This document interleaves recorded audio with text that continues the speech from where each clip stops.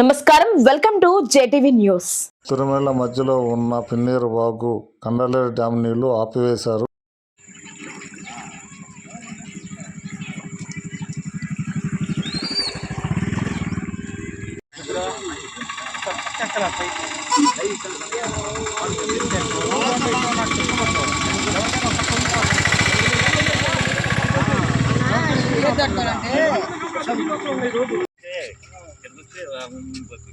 నీళ్ళు 4 వరలు కానీ ఊర్లో